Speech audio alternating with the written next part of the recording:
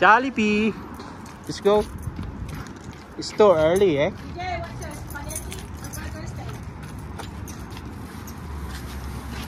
It's too early to eat. Oh, nahihiya si Jollibee. Nakatalikod, ayaw sa atin. Yan. Nahihiya sa atin.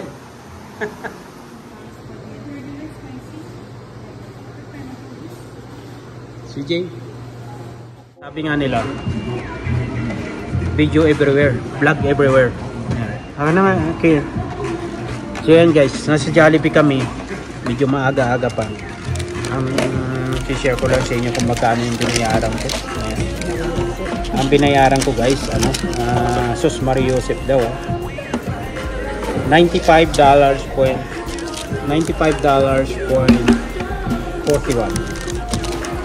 Ang in-order namin ay sa akin 3 chicken with 2 sides na isang rice and french fries with drinks and 3 burger steak and 1 spaghetti with chicken. Ayan. So yun na lahat guys, $95.41. Yan yung binayaran ko. Yan. Mahal ang Jollibee dito sa Canada, ano? Kukunin na yung order, dumating na, dami.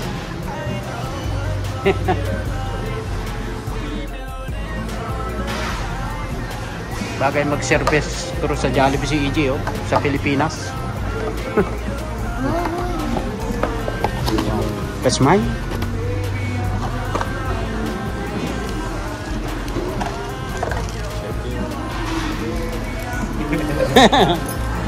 Oh, what is that? That's mine. Bakit kasi?